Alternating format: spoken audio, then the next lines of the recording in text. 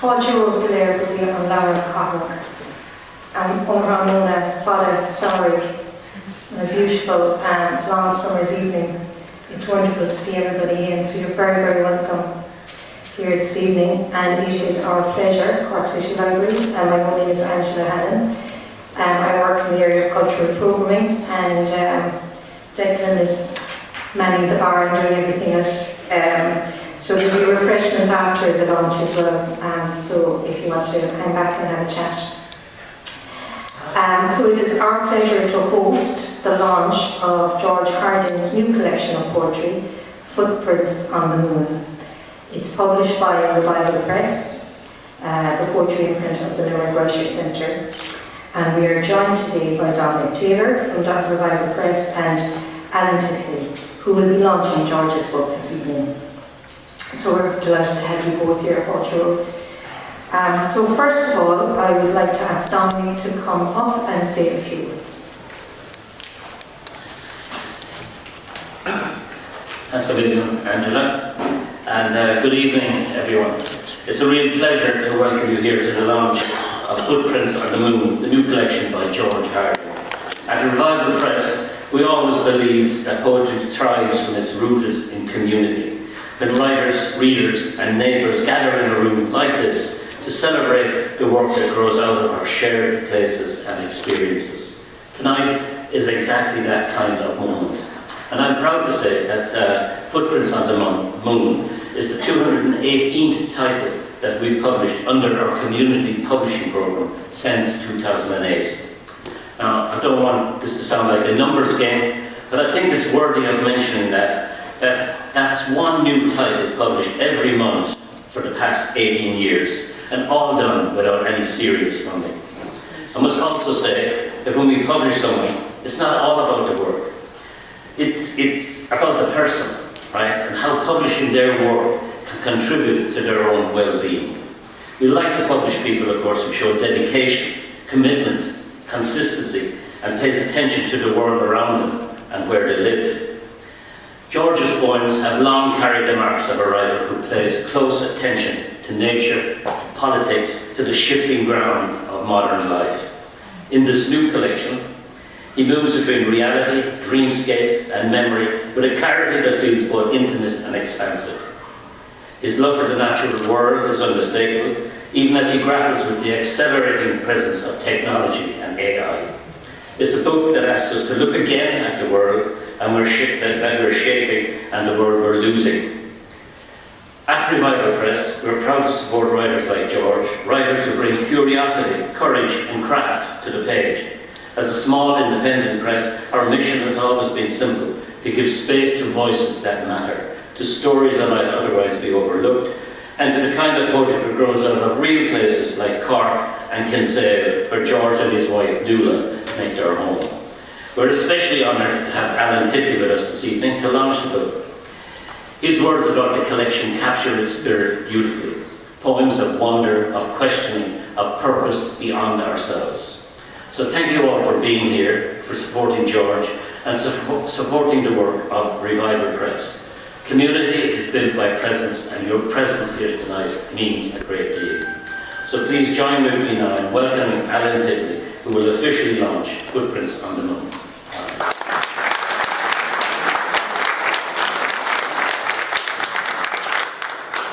Thank you, Dominic. Thank you, Angela.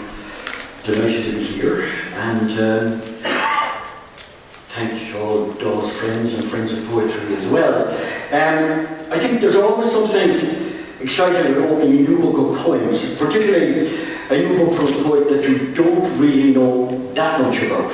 Now, I know George, Daw as we know him, obviously from readings in Ovale, or Ovale Gabale, as Paul knows about, for many, many years, and I think Ovale has kept poetry alive and kicking in Cork for the best part of the century. And I did read his last collection, last book, A Bus to Pewterhole Cross. I think it deserves a prize for the title alone.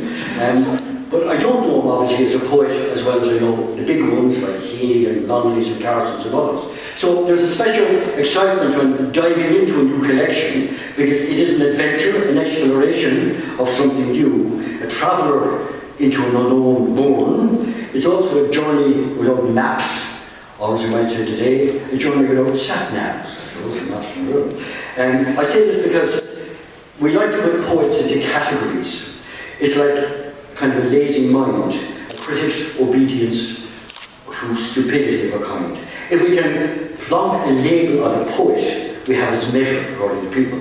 Thus the poet can be a love poet, or a nature poet, or a political poet, or one who favours structure over an order, over rhyme, or prefers free verse and flowing lines based on the rhythms of speech. The problem is that Daw doesn't do any one of them. He does them all.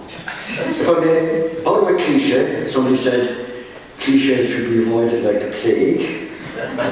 He writes outside the box. Because in all of those categories, he practices many different forms of poetry and creates another, which of course is entirely his own. I'm going to start with something about myself that myself and Daw share, and that is a love of hurling. As far back as the year 2010, Daw said to me that Cork would be Tipperary in the opening round of the Munster Championships and that Tipperary would win the All-Ireland. I shared this knowledge with some friends of mine, they presumed it was my own, and as it happened, it did come to pass. Tipperary won the All-Ireland, so I got a reputation of being a pundit, at least for a short while. It was G.K. Chesterton who said that poets have been mysteriously silent on the question of cheese. It's a sentiment I totally endorse in the But we can say the same about hurling. There are not too many poets. Sean McCool wrote a great poem about hurling. Theo Dorgan, I know, is one or two as well. And of course, Daw's a poem about really, the ringer as he calls it this, and it is difficult to write poetry about really because, in a way, he was poetry himself, even when he was playing for Glen Rovers, which was really fun. When he died, as Daw puts it, at the last whistle, the princes all came east, and from all around, with the people watching them, following their star, proud to carry their king for the only time in their lives. As another beautiful and poignant poem about Samuel MacNaughton, the great anthem hurler, which may probably be based on a programme that was done by T.G. Carr about him, how he had a serious speech impediment, but his hurling helped to cure him. And speaking as if in his voice, Sambo asks not to judge him for his lack of words, but someday he would find them. They would fly from my mouth like birds with multicoloured feathers. When those prison gates open, I would find a path across the green field where I would find a voice in all weathers, and those poisoned words would constitute points over the bar. Hurling, after all, is not just a sport played on the field, but a test of character, exemplified by Sambo's successful struggle against stuttering and his own incoherence. Now, as Daw comes from a certain generation as I do, which listen to sporting events on the radio, it's no mystery that he would write a paean of praise to Muhammad Ali when he was Cassius Clay. As we all did remember the Louisiana Lip when he emerged floating like a butterfly and stinging like a bee.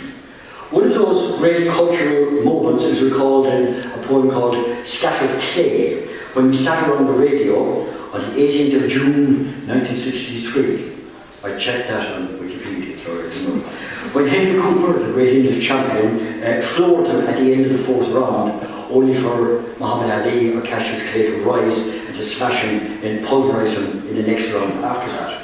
He was, therefore, scattered clay for those few minutes, but when he came to, he commenced to, as it is put, dance the imperial dance, floated soar mercurially into the distance. Now, one of the more pulsating beats and throbs through this collection is, I think as Dominic has alluded to, his love of nature, of birds, of animals, even of insects.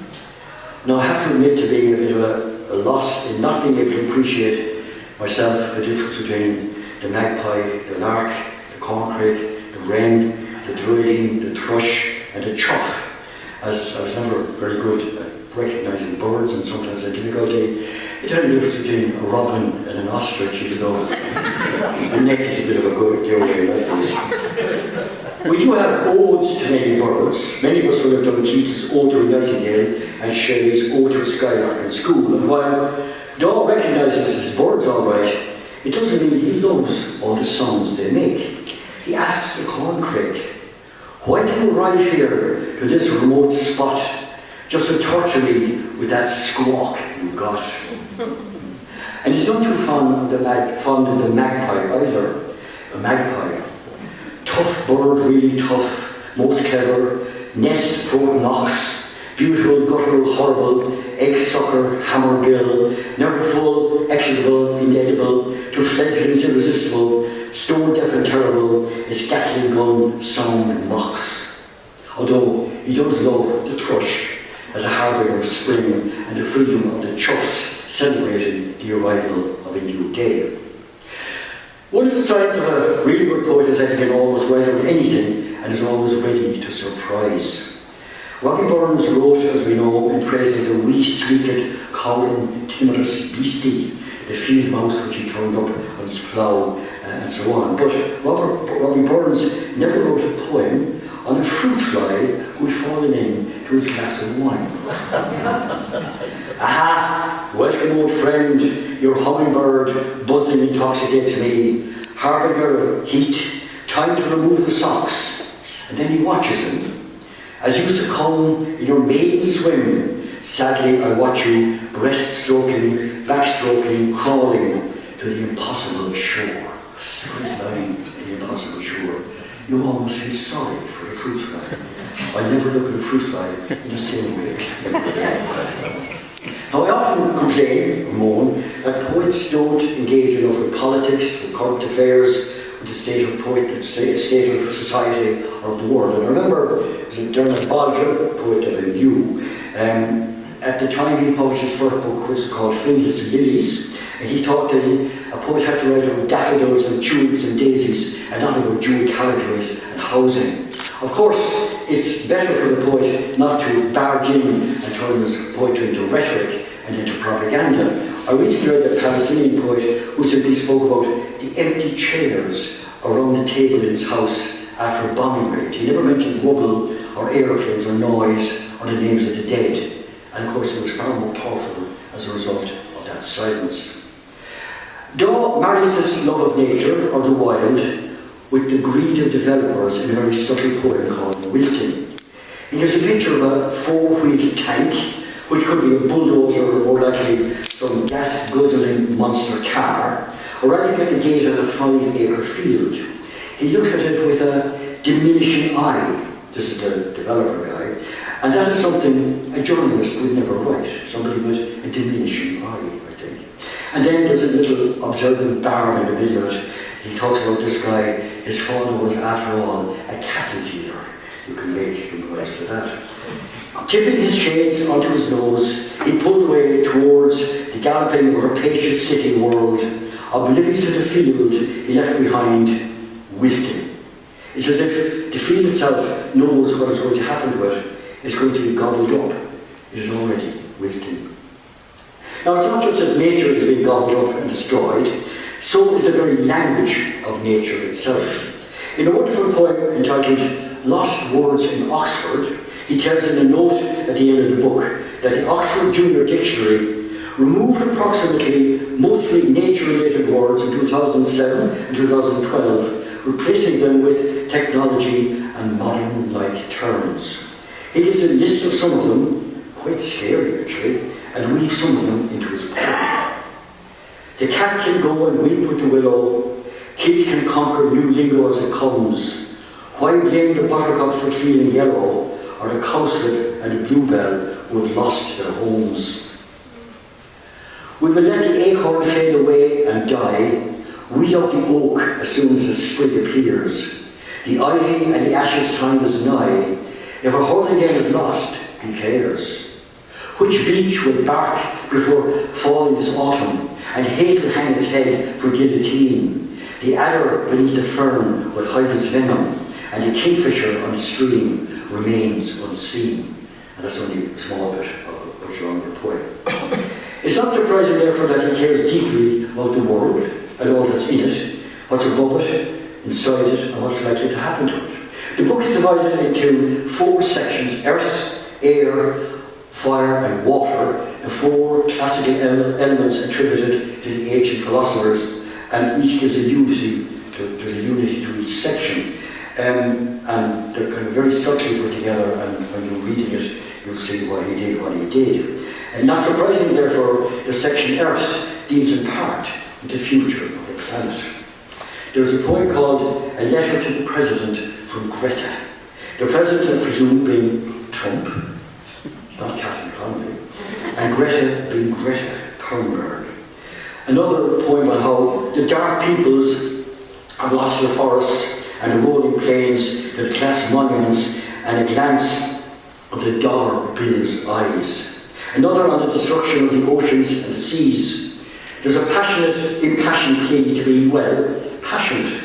Be passionate about the Milky Way before the sky melts. Be passionate about the sea before plastic drowns it. Be passionate about our trees before all forests dwindle.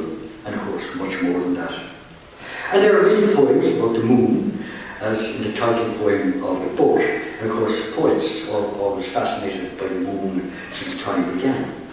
And while the planet and the moon and the stars are all central, he doesn't forget the local scene.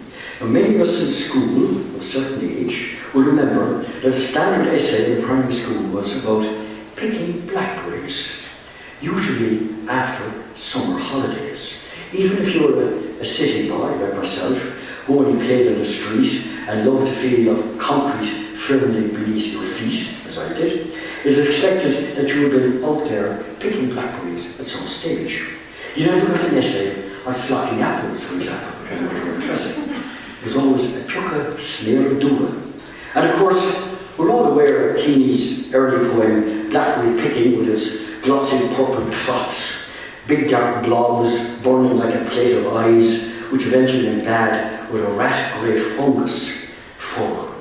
Not to be outdone, Daw has a blackberry picking moment, except it is called picking placards, a word which I'm sure not even Heaney would have understood. Daw's poem is a lot more realistic, of course, as blackguards don't come willingly exposed and inviting to be plucked from the bushes. He has to fight the bramble backlash, the thorns and nettles, and pluck what he can from their thorny homes, trying to bend the brambles to submission, so he can eventually, as he puts it, spread purple nectar layer upon layer on hot brown crust on some iced January morning. All of this, of course, to defeat the coming winter. There are other poems of youth and childhood in which he must have done something good, as the song puts it. I think it's in, what's the song? Song about the nun.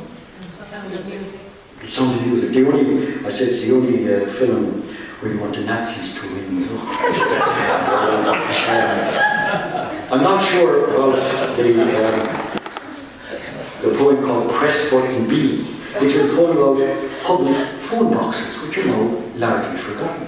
I have grandchildren in Finland, and one of them were driving around somewhere with them, and he saw a phone box, and what's that? He'd never seen that before, it's like, they're all gone. And so, Dawes thinks about how they can jiggle out the coins lodged in the phone box and then be rewarded with chocolate and lemonade for a week on the proceeds. It's a pastime today of which Tuzla would not approve. There are some who will not get the reference to Mutt and Jeff, which is an American comic strip that appeared in the Evening Echo, but then memory is memory and it's precious to poetry as it is to knowledge. There's a phrase in Irish describing the writing of poetry. It's not composing or inventing or even writing, it is making a dialog flichte. Poetry is something that is made, that is crafted, that is worked on, that is put together.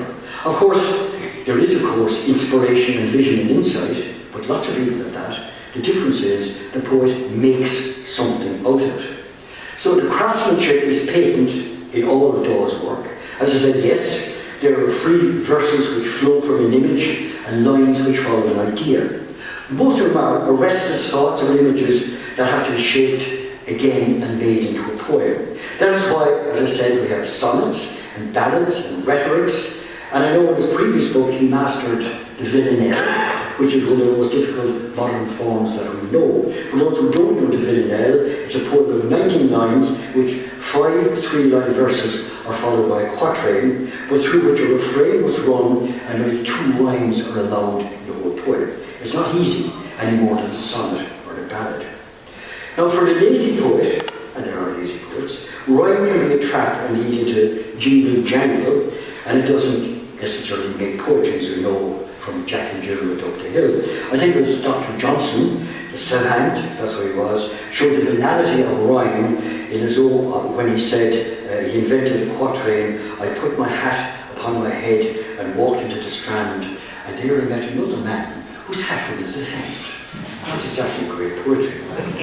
But what struck me was that many of those rhymes were not only apt and precise and landed on all fours, but also ingenious or clever, where clever is a word of praise and not put down. Go through any rhyming dictionary, sometimes ransacked by lesser poets, and you won't find alighieri rhyming with misery, or cycle with fecal, or even Fort Knox with Mox, which I quoted earlier, or Valley with Kelly. And this isn't to say anything about the half rhymes, hints of rhyme, and assonance, and echoes with which his poems are full. I simply want to draw attention to the craft which is plain in every poem, but it's not obtrusive. Does it say these poems are worked on, shaped, carved, cut, and polished? It is said that the Irish bardic poet spent 7 years learning his craft and was put into a dark room with a stone upon his belly to pump his brains for an encomium and panegyric, which is a phrase I remember myself, of course, to make poetry. Now, I'm sure this book didn't take 7 years, it actually took more like 11, because that's the date of his last collection. But it does give the idea of hard work of poetry, for hard work it is, and we are, I think, all the better for the hard work that is put into poetry. There's so much more here, as we know. There are poems of love, of affection, of memory, of dreams, of animals, of possibilities. And there are 3 very special poems about the Stations of the Cross, which may again be a distant horizon for many people. And there are poems worth reflecting on and wondering about. And then there are the poems, as always, that you have to discover for yourself, which is the best part of reading a book of poetry. I want especially commend Revival Press for a beautiful, clear, uncluttered artistic production. They've done sterling work in publishing and promoting lesser acclaimed poets, but who are no lesser in ability and in art. A glance through, I want to say, the 136 poems in the books on the website, but Dominic said there's 218 there on, shows their dedication to the dissemination of poetry, which we know can be a lonely pursuit, certainly not profitable. Most of the poets I know nothing about, to my shame, and I do try to follow what's happening around me in fiction and in poetry. But it does show how healthy Irish poetry is, and would not be in such rude and robust health if it was not for small, independent publishing houses, of which Revival Press is one of the best.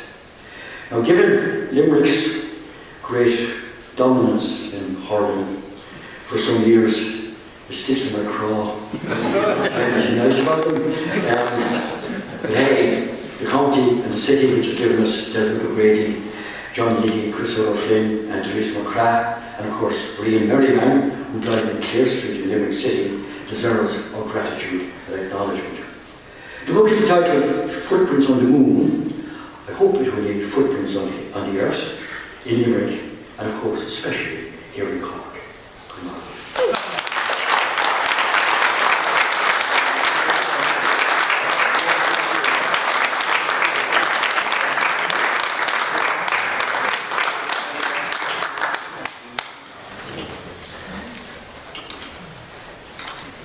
I presume we all know that I paid Alan 500 quid to stay on that. So let's thank Angela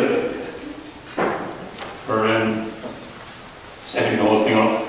I only met her about a month ago and she was great. She sorted a lot of things out. and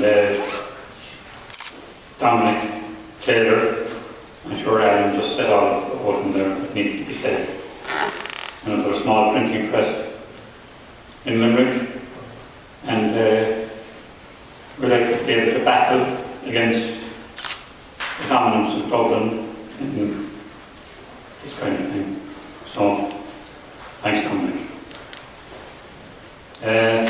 Right. I won't keep you much longer after what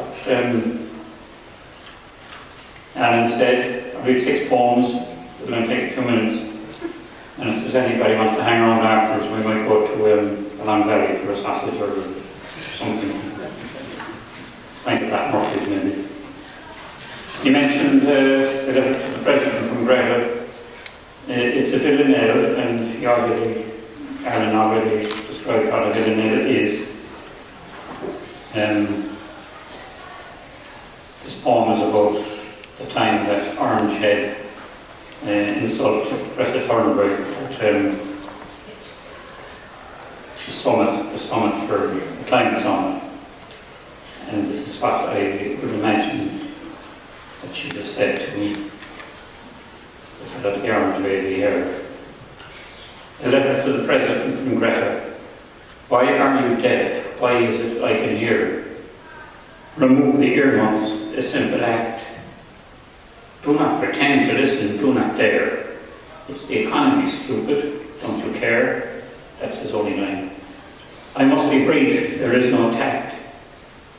There is no time for tact. I know you are deaf and cannot hear. My childhood dreams were stolen, and my fears that your empty words will go unchecked. You must be deaf if you cannot hear. Do not pretend you're listening, do not dare to think your rhetoric will gain respect from my children's generation and their care. The threads are loosening now, that is the scare. That your crooked words have really tricked the hearing ones who said they would not hear. Why not tell it like it is? There is no if. Stand outside your minnows and their bluff. Noah's Ark is leaking, and my fear is the hearing ones will say they did not hear. That's number 1. Number 2, and refer to number 2 as well. It's called Be Passionate, and it speaks for itself. Be passionate.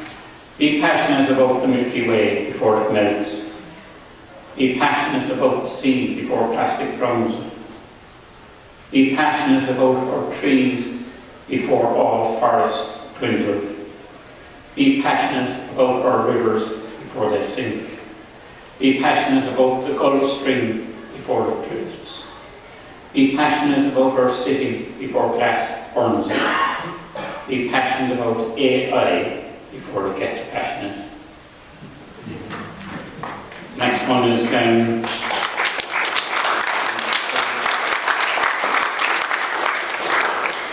this is called Liking It Hot. I spent a lot of my time wasting my life in a bicycle shop. We actually had 4 of them. We had 1 in Dublin, 2 in Cork, and for a long time we had 1 in Hollywood. Not where Rory McIlroy came from, but where they make movies. They made a famous movie in 1959 called Liking It Hot, which is probably the most famous and best comedy ever made. And my father's brother was approached one day by one of the studios to hire a bicycle for that flick because Marilyn Monroe couldn't cycle. So he had to teach her to cycle and set her up for the movie. Liking It Hot. Marilyn never learned to cycle, so they asked Charlie to teach her. Only 5 years out of fetal, he never dreamed he would reach her, come so close to one as wild or beautiful. He still does not like it hot, preferring the shade in San Fernando Valley. And 6 decades on, he has got that urge to sprint for home like Kelly. That other superstar whose wheels he built, who liked it hot on Uruguay's broken cobbles, arriving alone, victorious, black-faced and silk. An immigrant who set it down, then showed the way. Charlie, now in his shop, dusting down the bikes. Customer comes. 10 green bicycle, uncomplicated, comfortable and blue. She likes to say like a swallow. Her last one was a tricycle. Usually this, the studio just returned it.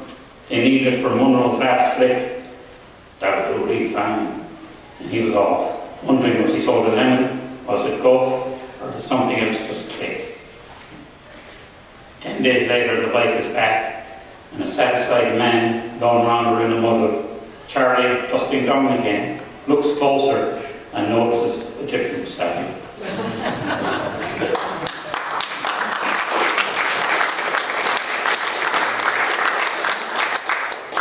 Alan referenced this poem, the absorbing poem, about Sambo. Terence MacNaughton, he was a famous birder from Antrim, and he suffered from a bad stutter. And he decided he'd start playing hurling, and he was enticed to play hurling. And hurling cured him eventually, or it cured his stammer. There's a line in this verse that somebody criticised it. It's a line called a hurley stick. The reason that's there is because a hurley is called a hurley stick up in Antrim. Anyway, this is called Sambo. Do not break me for my lack of words. One day I will find them. They will fly from my mouth like birds with multicolored feathers. When these prison gates open, there will be a path across a green field where I will find boys in all weathers, and those prison words will constitute points over that bar. 1,000 alphabets shall be the language of a hurley stick, seeking the stricken net, bursting a million sprinkling sprats. There will be no click.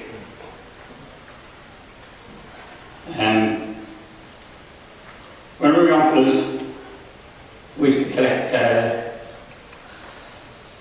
cigarette cards, but I think the cards were in cigarette boxes. They could have been in cereal boxes as well. They usually constituted about 52 cards, and we'd spend our months picking them up off the street and swapping them until we finally got the full set. And the words on the street at the time were Sterling Moss for car racing, Rocky Marciano for boxing, and Stanley Matches for soccer. And that's what everybody talked about.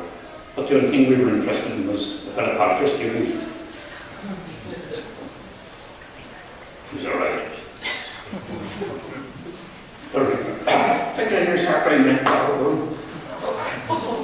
The Ringer. They called him the Ringer. No man stopped the ganger. So generous, ganger, servant, seer, maestro, singer to the crowd, chieftain, declaring him like one. We know that, even though they shouldn't. I never saw such blue eyes, she said, but they saw her long ago, as if it were a dream. Now on Morrison's Island, the only place he ever fell, he dreamed no longer. He said, it's time they stopped talking about me. The best hurlers are yet to come. But of course they didn't. Immediately the minutes began. Keller was more fearless, Mackie stronger, Mar more skillful, and the men to come would be more decorated. But all would fall at the last four with gay Bulga, with the crowd baying for a kill, decked in red above his kitchen. At the last whistle, the princes all came east, and from all around, with the people watching them, following their star, proud to carry their king for the only time in their lives.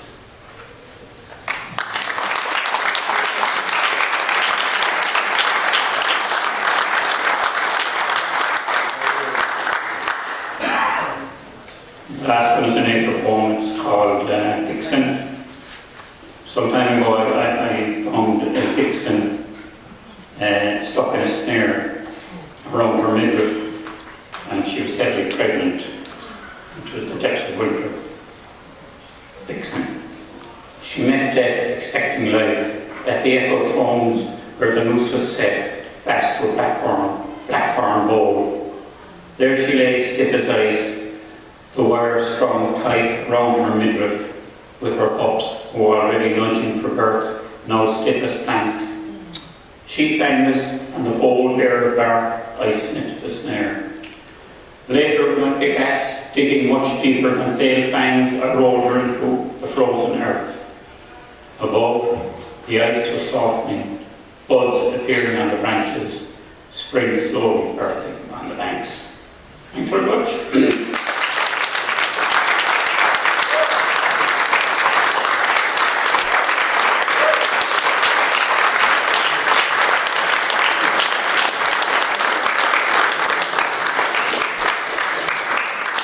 Thanks very much, George. That's wonderful.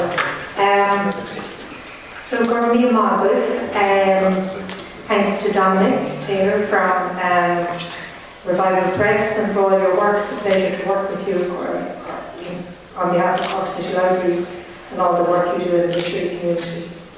Not only in Limerick, but of course in Cork as well and all the surrounding areas. And to add in a wonderful launch, thank you so much. It's a pleasure to have you here tonight.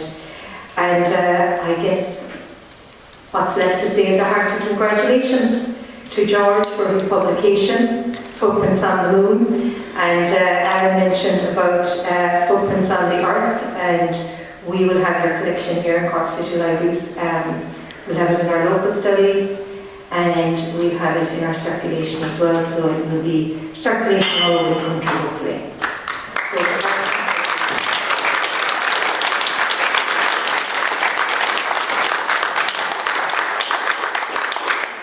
Just to say, the book is for sale here, just over to your right, and George is going to do some signing of books here.